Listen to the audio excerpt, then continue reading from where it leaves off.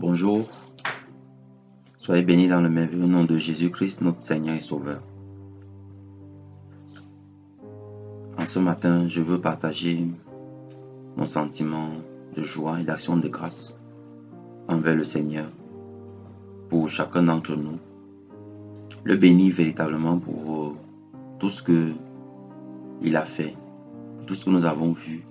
Sa main a été présente au milieu de nous, mais également pour nous communiquer le message que le Seigneur nous a donné par sa grâce dans les moments de prière et la directive et les directions dans lesquelles il nous a conduites pour la nouvelle année qui commence. Alors déjà, pour des personnes peut-être qui ne reconnaîtraient pas ma voix, je suis le pasteur Martin. Par la grâce de Dieu, le Seigneur nous a permis de diriger une œuvre, m'a permis de diriger une œuvre, épouse de Jésus-Christ.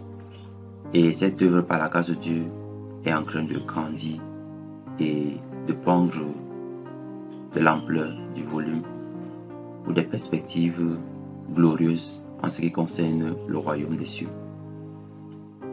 Aujourd'hui donc, je voudrais, en souhaitant une bonne année à chacun d'entre nous, revenir un peu sur tout ce que le Seigneur, sur ce qui a fait l'objet de ce message que je suis en train de vous faire maintenant. Le Seigneur nous a, depuis le 11 décembre dernier, il nous a plongé dans un temps de prière.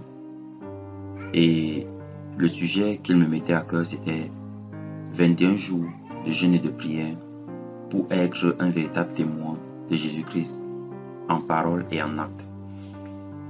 Alors durant ces 21 jours, on a eu beaucoup de partages, ces 21 jours de prière du 11 au 31 décembre. On a eu beaucoup de jours de partage, beaucoup de sujets de prière. Le Seigneur a fait vraiment beaucoup de choses au milieu de nous. Et l'aboutissement de cela, c'est ce que nous allons partager. Et c'est également ce qui nous introduit dans cette nouvelle année. Alors déjà, le Seigneur a commencé par parler à ses disciples dans Matthieu chapitre 9, le verset 47 à 48. Là, il dit, alors il dit à ses disciples, la moisson est grande, mais il y a peu d'ouvriers. Verset 38, priez donc le maître de la moisson d'envoyer des ouvriers dans sa moisson. Dans sa moisson. La moisson n'est pas celle du moissonneur, mais elle est celle du maître de la moisson. Et c'est pour ça qu'il a précisé, priez donc le maître de la moisson d'envoyer des ouvriers dans sa moisson. En fait, ici, mes frères et sœurs, de plus en plus, ou de moins en moins, c'est plus intéressant de dire ça comme ça, on trouve des véritables moissonneurs selon le cœur de Dieu. Quand on évoque même le terme moissonneur, vous voyez, on parle des infrastructures, des bâtiments, voilà, on parle des choses qu'on va investir, les autoroutes, des écoles, des hôpitaux, pour la gloire de Dieu, bien sûr. Effectivement, tout ceci, ce n'est pas mauvais, mais ce n'est pas ça la moisson. La moisson, ce n'est pas ça. Lorsque Jean-Baptiste a commencé à prêcher, il a dit que celui qui vient après moi, il est le maître de la moisson. Et il a son van à la main. Et il vannera son air. Il gardera le blé dans son grenier, mais la paille, il la brûlera dans un feu qui ne s'éteint point. Il était en train de nous donner le caractère de celui qui devait venir après lui. Il disait que il va glaner son air. Son air, c'est quoi? C'est le champ de Dieu, la moisson de Dieu. Et que en glanant cela, il va mettre le blé dans le grenier. Et le blé, c'est en fait la récolte. Donc, quand on parle de la moisson ici, le blé ici, c'est l'image des enfants de Dieu. Le fruit que Dieu veut, qu'il désire. Et souvent, le Seigneur nous a comparé également à une vigne. À une vigne. Et on voit que la particularité de ces éléments, c'est que ce soit le blé ou la vigne, dans tous les cas, il s'agit d'une récolte. Dans la moisson dont Jésus-Christ parle ici, ce n'est pas d'abord le fait de dire qu'on va collecter de l'argent pour faire des baptêmes et toutes ces choses-là. Les grands moissonneurs participer à la moisson du royaume, parce que ça crée à des choses qui sont physiques. On va dire que, ok, par derrière, peut-être, on va faire des bâtiments, où on va abriter des gens qui vont suivre la parole pour être sauvés.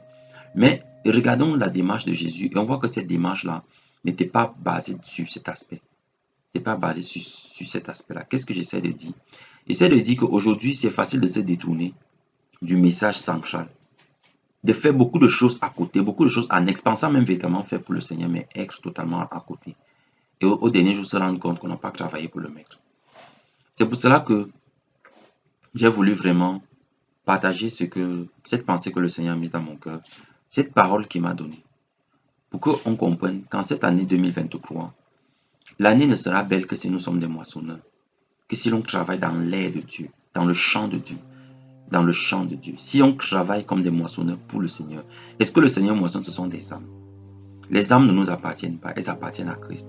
Elles appartiennent au maître de la moisson. Elles n'appartiennent pas au moissonneur. Le moissonneur est celui qui vient faire le travail pour que le maître, n'est-ce pas, obtienne sa récolte. Et il y a un salaire qui est rattaché à cela. On a partagé ça pendant les 21 jours de prière. Donc mes frères et sœurs, sincèrement, cette année 2023 ne peut être une bonne année que si nous avons compris qu'on doit travailler dans le champ de Dieu. Alléluia.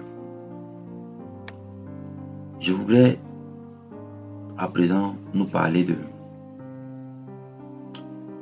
du message que le Seigneur nous a donné pour 2023. Le Seigneur m'a donné deux passages. Le premier passage, c'est dans Révélation, chapitre 3, le verset 11. Le Seigneur dit, « Je viens bientôt, retiens ce que tu as afin que personne ne prenne ta couronne. » Je viens bientôt, retiens ce que tu as afin que personne ne prenne ta couronne. Alors, le Seigneur ici s'adresse à ses témoins.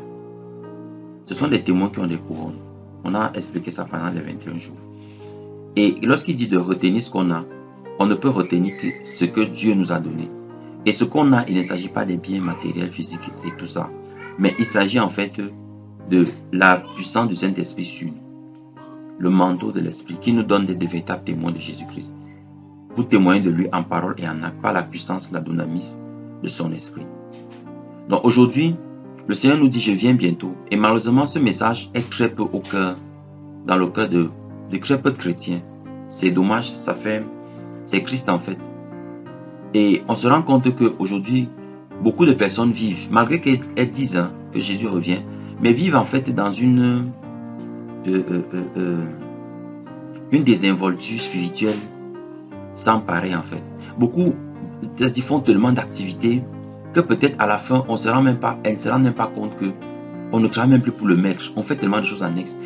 Et le Jésus qui est en train de revenir bientôt, le plus important aujourd'hui pour les frères, c'est peut-être de se réunir, de prier, de voir les maçons du Saint-Esprit, mais sans pour autant s'intéresser à la croissance. Qu'est-ce que ces personnes, est-ce qu'il y a des personnes, est-ce qu'il y a des convertis, est-ce qu'il y a des baptisés, est-ce qu'il y a des personnes qui ont donné leur vie à Jésus, est-ce que ces personnes persévèrent, est-ce que ces personnes demeurent? Et ce travail-là aujourd'hui est de plus en plus négligé. Ce qui est intéressant, c'est d'avoir une grande communauté avec 1 milliard de fidèles bien sûr, pas des fidèles de Jésus, mais le plus important, c'est que ces personnes soient là. Le Seigneur Jésus dit, retiens ce que tu as, parce que je viens bientôt. Je viens bientôt, c'est un mot qui doit sonner différemment dans nos esprits en 2023. En principe, un chrétien, à chaque fois qu'il se couche le soir, il doit se demander, Jésus va venir, va-t-il venir ce soir? Et s'il vient ce soir, suis-je prêt? Est-ce que je suis prêt à rencontrer mon Seigneur, mon Maître? Est-ce que je suis prêt, lorsque je commence la journée, à me dire, et si Jésus vient dans la journée, comment je fais? Est-ce que j'ai fait la paix autour de moi? Est-ce que j'ai retenu ce qu'il m'a donné? Est-ce que je suis un fils de paix? Est-ce que je suis un enfant de Dieu? Heureux ceux qui procurent la paix, qu'elles sont appelés fils du royaume, fils de Dieu. Est-ce que je procure la paix? Est-ce que je dispense la paix? Est-ce que je m'arrange à être un conciliateur? À parler de Jésus? À prêcher par mon caractère? À prêcher par l'amour? Le manteau de l'amour, on a parlé de ça pendant les 21 jours. Est-ce que je suis celui-là qui, lorsque les hommes le voient, peuvent identifier Jésus-Christ? Mes frères et sœurs dans le Seigneur, il est très important que chacun d'entre nous se pose cette question. Pour qu'on se rende compte si on est véritablement en train d'attendre Jésus qui revient bientôt. Et la couronne est réservée à tous ceux qui auront travaillé avec sincérité et vérité dans l'appel que Dieu a fait dans nous. Donc mes frères et sœurs, je nous encourage à retenir ce qu'on a obtenu. Ce manteau-là, agissons, travaillons avec lui, ne nous décourageons pas. Car le maître de la moisson dit que personne ne prenne ta couronne. Parce que si on ne le fait pas, une autre personne prendra la couronne. Il trouvera quelqu'un d'autre qui est digne de faire son œuvre. Comme il avait trouvé David digne à la place de Saül. Parce qu'il a dit, j'ai rejeté Saül. Et pourtant, Saül avait reçu l'esprit sur lui. Et il fut même changé en un autre homme, nous dit la parole dans le livre de 1 Samuel. Donc, bien aimé dans le Seigneur, Retiens ce que tu as. Mais qu'est-ce que tu as d'abord? Qu'est-ce que tu as reçu de Dieu? Quel est le manteau que le Seigneur t'a donné? Quelle est l'autorité, la puissance que le Seigneur t'a donné? L'exerces-tu, l'utilises-tu? Utilises-tu cette puissance? Qu'est-ce que tu fais de ça? Passes-tu tes journées, ton temps à faire autre chose que ce que le Seigneur voudrait que tu fasses? Sache que le Seigneur revient bientôt. Et en cette nouvelle année 2023, ces paroles résonnent plus fortement dans mon esprit. Le deuxième passage dans lequel le Seigneur m'a conduit, c'est toujours dans Révélation, mais là c'est 22, verset 7. Il dit, et voici je viens bientôt, heureux celui qui garde les paroles de la prophétie de ce livre. Dans les deux cas, il dit, je reviens bientôt. Mais dans un premier temps, dans Révélation 3:11, il dit, garde ce que tu as afin que personne ne prenne ta couronne. Ça, c'est lié à la récompense que le Seigneur a préparée pour tous ses témoins. Tous ceux qui vont témoigner de lui avec la dynamis du Saint-Esprit. En vérité, en acte et en parole. Oui. Maintenant, il dit, dans Révélation 22:7, je viens bientôt. Heureux celui qui garde les paroles de la prophétie de ce livre. Et c'est sur ça qu'est basé mon message de souhait, de vœux, de bonne année 2023. Mes frères et sœurs, il dit heureux celui qui garde, heureux. Heureux, c'est Dieu qui dit. Il dit heureux celui qui garde. Ça veut dire que notre bonheur en cette année dépendra de notre capacité à garder les paroles de la prophétie. C'est précisé. Il ne s'agit pas seulement de garder n'importe quelle parole, mais la parole de la prophétie de ce livre. De ce livre de révélation donc. Et quelles sont ces paroles-là?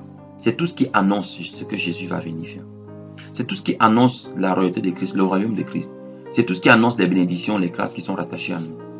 À tous ceux qui auront obéi, qui se seront soumis à Dieu, qui auront fait sa volonté. C'est tout ce qui annonce la venue de notre Messie qui vient nous enlever. Heureux celui qui garde ses paroles. Donc notre bonheur au cours de cette année va dépendre de notre capacité à garder les promesses que Dieu nous a faites. Et ces promesses ne sont pas liées, comme on peut lire dans ce livre, aux choses terrestres d'abord. Même pas du tout. Elles sont liées aux choses célestes. Donc, là où est notre cœur, là aussi sera notre trésor. Pardon. Là où est notre trésor, là aussi sera notre cœur. Et si notre trésor est terrestre, alors nos envies seront terrestres. Nos cœurs seront sur la terre. Et on ne sera pas heureux, on sera malheureux. Mais si notre trésor est céleste, on doit le connaître. On doit apprendre à connaître ce trésor. On doit apprendre à méditer sur ce trésor. Et s'il est céleste, notre cœur sera également en haut. Et là, nous serons heureux. Nous serons heureux en cette année, pas parce qu'on va avoir beaucoup d'argent, pas parce qu'on va avoir beaucoup de projets dans lesquels on va réussir, mais on sera heureux parce qu'on sait qu'il y a un trésor, notre récompense qui est en haut, qui nous attend, et qu'on est en train de faire l'œuvre des moissonneurs, de faire l'œuvre du Seigneur. Nous trouverons le bonheur, mes frères et sœurs, dans la pratique des instructions du Seigneur. Le Seigneur nous a envoyés en nous donnant un manteau de puissance, une force pour aller prêcher en son nom. Il a donné l'autorité sur les démons. On l'a vu, des guérisons extraordinaires. Pendant ce temps de prière, des témoignages, des myomes qui disparaissaient à l'instant, des choses que nous n'avions pas expérimentées avant. On a vu le Seigneur délivrer des personnes, n'est-ce pas, de la dépression, du suicide. On a vu le Seigneur agir dans tout cela. On a vu le Seigneur donner des visions claires et nettes, la révélation de ce qu'il veut pour ses enfants. Il y a tellement de choses qui se sont passées. Des vies de prière restaurées, un feu, des feux de vie de prière restaurés, des vies de méditation embrasées par le feu du Saint-Esprit. On a vu le Seigneur faire tout ça. Mais pourquoi est-ce que le Seigneur fait tout ça? Est-ce qu'une vie de prière a fait pousser un bâtiment un jour? Non. Parce que ceux qui n'ont pas de vie de prière font pousser des bâtiments. Est-ce qu'une vie de prière a fait jaillir des prados, des trucs comme ça? Non. Ce n'est pas à ça que ça sert. Ça sert à faire quoi? À incliner les cœurs des rois. À changer la direction d'un pays, d'une nation. La volonté des hommes doit être changée pour la volonté de Dieu. Afin qu'il y ait des convertis, que des personnes abandonnent le péché, qu'elles viennent à Jésus-Christ, qu'elles trouvent de la paix et de la joie. Et c'est ce que nous sommes. Si véritablement nous sommes trouvés en tant que témoins, si nous avons reçu cette autorité, cette puissance-là, alors heureux donc celui qui gardera les paroles de ce livre, de la prophétie de ce livre. Heureux cette personne-là. Heureux, car je reviens bientôt. Mon frère et soeur, mon frère, ma soeur, Jésus revient vraiment bientôt. Ne perdons plus le temps dans les choses futiles. Notre bonheur dépend de ce que nous faisons avec, pour et par le Maître. C'est de ça que dépendra notre bonheur. Je voudrais donc, en terminant ce message, nous dire à tous et à chacun que le Seigneur bénisse ton année. Que le Seigneur soit ta force. Que le Seigneur soit ton secours, ton rempart, ta haute retraite. Lorsque tu seras dans le doute, dans l'anxiété, dans l'inquiétude, souviens-toi que lui, il est là. Il ne t'abandonnera jamais. Il est là à tes côtés. Il est plus réel que le mur que tu peux toucher avec tes mains, que le sol sur lequel tu marches. Il est plus réel, il est plus présent que ces choses-là.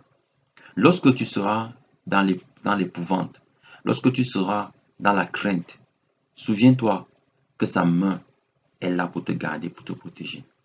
Lorsque tu auras commis du tort envers lui, souviens-toi que son amour est plus grand que tout ce que tu peux imaginer. Il est plus grand que ta culpabilité. Son amour est plus grand que la faute que tu aurais pu commettre. Son amour est beaucoup plus grand que ça. Reviens à lui. Ne te plais pas dans cette situation, mais reviens à lui, d'un cœur repentant et sincère. Et il est bon et amour pour pardonner. Lorsque, comme le Fils prodigue, tu auras dilapidé les biens que le Seigneur t'aura donnés, des biens spirituels, lorsque tu auras, n'est-ce pas, fait l'encontre, aller à l'encontre de sa volonté, rappelle-toi qu'il y a une maison dans laquelle il ne t'a jamais chassé. Reviens à lui. Lorsque tu seras frustré, lorsque tu n'auras pas obtenu les choses que tu attendais, rappelle-toi qu'il vaut plus que toutes ces choses-là. Il vaut plus que 10 bâtiments, 50 maisons, un époux, une épouse, des enfants. Il vaut plus que tout cela.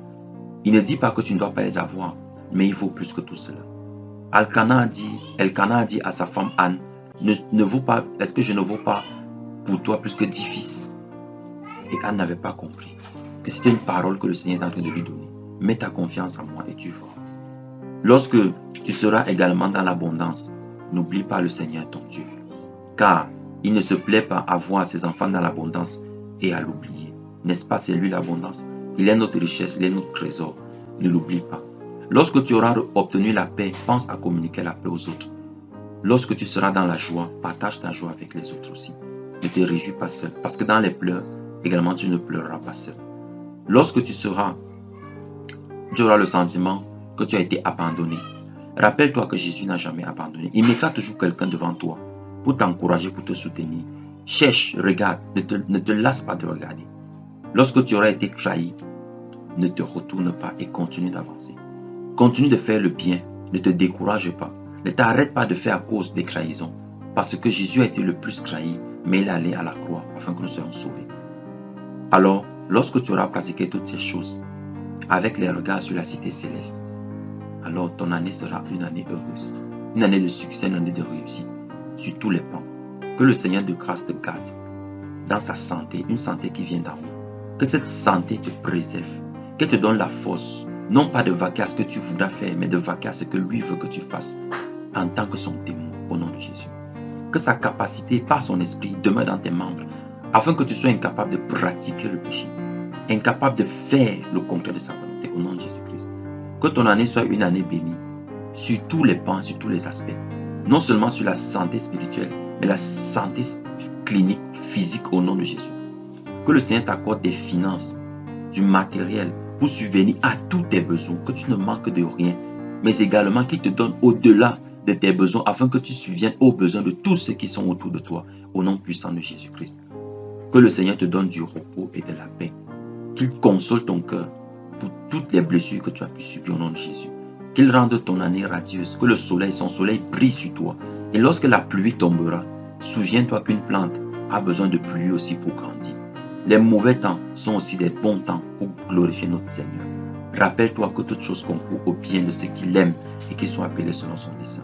Rappelle-toi que l'amour du roi est plus grand que toute forme de culpabilité. Rappelle-toi que l'amour du roi va au-delà de toute forme de condamnation. Rappelle-toi que l'amour du roi délivre de toute forme d'oppression. Rappelle-toi que l'amour du roi ne peut jamais s'estomper et qu'il revient bientôt pour nous enlever. Et que si tu persévères, non seulement tu seras heureux, heureuse en cette année 2023, mais tu seras heureuse également pour l'éternité, à ses côtés, auprès du roi de gloire, dans la félicité éternelle.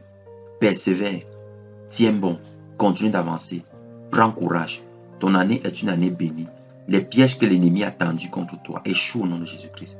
Il ne réussira dans rien ce qu'il entreprendra contre toi, tant que tu garderas une oreille attentive aux instructions du Maître, aux instructions du Seigneur. Il te conduira parfaitement. La loi de l'esprit de vie en Christ Jésus te fera marcher dans les sentiers tout droit tracés, afin que tu aies la victoire de jour en jour au nom puissant de Jésus-Christ. Que ton année soit une année éclairée par la révélation de la parole de Dieu. Que tu ailles en profondeur dans la méditation, dans les Écritures, au nom de Jésus. Que tu trouves un plaisir à passer du temps dans la prière, dans les moments personnels où tu recherches la face de Dieu, au nom de Jésus-Christ. Que ton année soit bénie par le jeûne et par la prière. Ne te soucie pas seulement de manger, mais rappelle-toi aussi de prendre des temps pour glorifier ton Seigneur. Pas seulement quand tu as les épreuves, mais aussi quand tu as de la joie. Dis-lui que je me prive pour toi parce que je suis en joie. Ton année sera une année fructifiante. Tu vas multiplier en abondance lorsque tu mettras en pratique toutes ces choses. Lorsque tu obéiras à la voix de l'Éternel, ton Dieu, celui-là qui est assis sur le trône de gloire éternelle, et qui ne sommeille ni ne dort, alors ton année sera une année bénie. Je prie afin que le Seigneur fructifie l'activité que tu pratiques, qu'il multiplie en tes mains ce que tu auras gagné au nom de Jésus-Christ, afin que cela serve à l'avancement du royaume et non pas seulement dans ta maison, mais aussi que tu sois comblé de toutes parts au nom puissant de Jésus-Christ. Je prie afin que, pour toutes les personnes qui sont mariées, que le Seigneur vous accorde la stabilité dans vos foyers au nom de Jésus.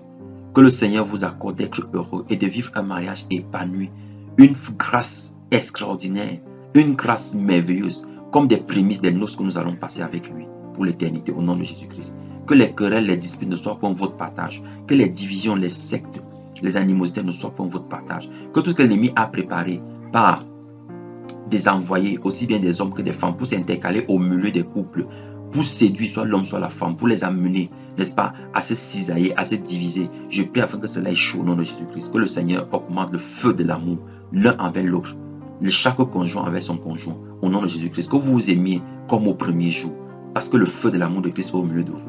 Que vos enfants soient bénis au nom puissant de Jésus-Christ.